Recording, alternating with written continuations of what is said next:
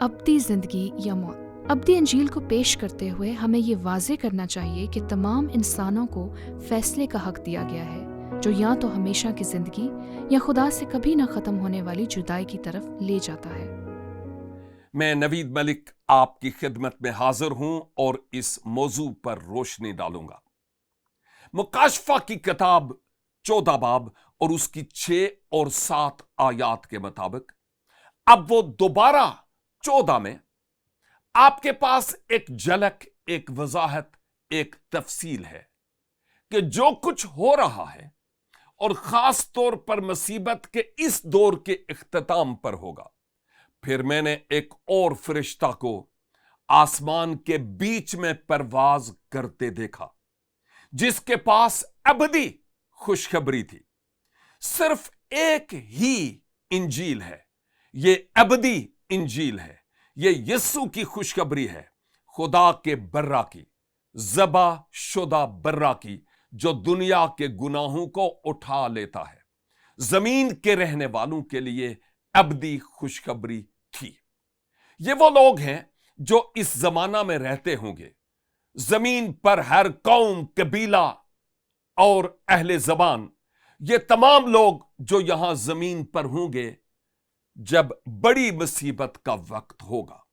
اور اس نے بڑی آواز سے کہا کہ خدا سے ڈرو اور اس کی تمجید کرو، کیونکہ اس کی عدالت کا وقت آن پہنچا ہے، اور اسی کی عبادت کرو جس نے آسمان اور زمین اور سمندر اور پانی کے چشمے پیدا کیے۔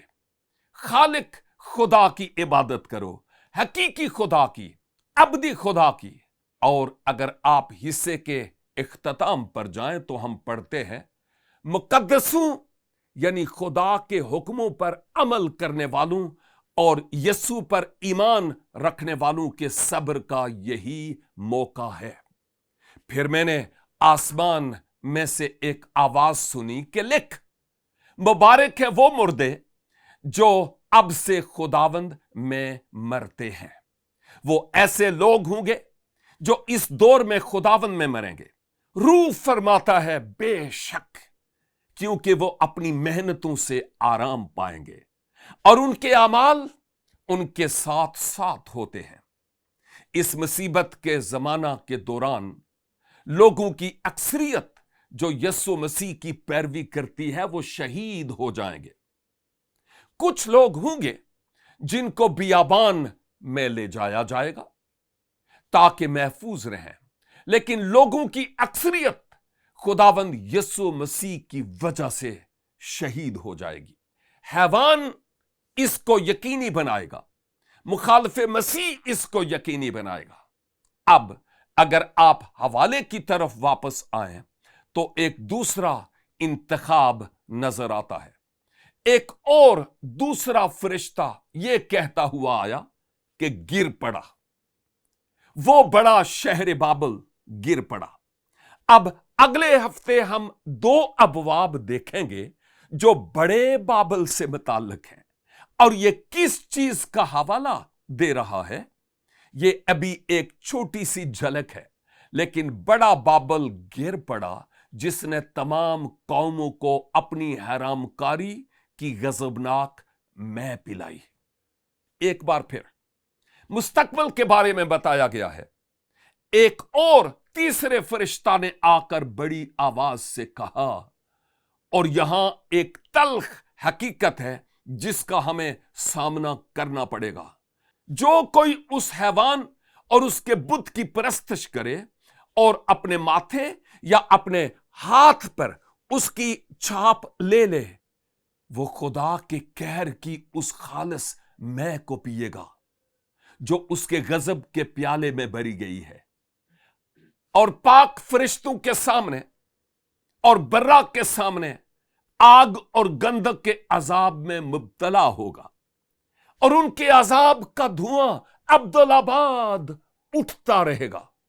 اور جو اس حیوان اور اس کے بت کی پرستش کرتے ہیں اور جو اس کے نام کی چھاپ لیتے ہیں، ان کو رات دن آرام نہ ملے گا۔ یہ خدا سے ابدی جدائی کو بیان کیا جا رہا ہے۔ ہم بالکل نہیں جانتے کہ اس کا مطلب کیا ہے، لیکن ہم یہ جانتے ہیں کہ یہ خدا سے جدائی ہے، اور اس لیے ہم یہاں اصول کے ساتھ جو نقطہ بیان کر رہے ہیں وہ اچھی خبر اور بری خبر ہے۔ دو راستے ہیں۔ یسوع نے اس کے بارے میں متی 7 باب کی 13 آیت میں بات کرتے ہوئے فرمایا، تنگ دروازہ سے داخل ہو، کیونکہ وہ دروازہ چوڑا ہے اور وہ راستہ کشادہ ہے جو ہلاکت کو پہنچاتا ہے، اور اس سے داخل ہونے والے بہت ہیں۔ دو راستے آپ دیکھتے ہیں کہ یہاں بیان کیے گئے یہ دو راستے مکاشفہ کی کتاب میں اپنے اختتام کو پہنچتے ہیں۔ اب سوال ہے، اگرچہ یوحنا نے مستقبل کے عالمی واقعات کو دیکھا جو اس کی پہلی صدی کی ثقافت سے بہت مختلف تھے، لیکن اس کا انجیلی بیان میں درج ابدی خوشخبری کا پیغام کیسے ایک جیسا ہی رہتا ہے؟ مثال کے طور پر یوحنا 3 باب کی 36، دو راستے، میں تم سے سچ کہتا ہوں جو بیٹے پر ایمان لاتا ہے ہمیشہ کی زندگی اس کی ہے، لیکن جو بیٹے کی نہیں مانتا زندگی کو نہ دیکھے گا بلکہ اس پر خدا کا غضب رہتا ہے۔ ہم دیکھتے ہیں کہ اس غضب کو حقیقی معنی میں بیان کیا گیا ہے۔ یوحنا کی انجیل اور اس کا 5 باب اس کی 24 آیت، میں تم سے سچ کہتا ہوں کہ جو میرا کلام سنتا اور میرے بھیجنے والے کا یقین کرتا ہے ہمیشہ کی زندگی اس کی ہے، اور اس پر سزا کا حکم نہیں بلکہ وہ موت سے نکل کر زندگی میں داخل ہو گیا ہے۔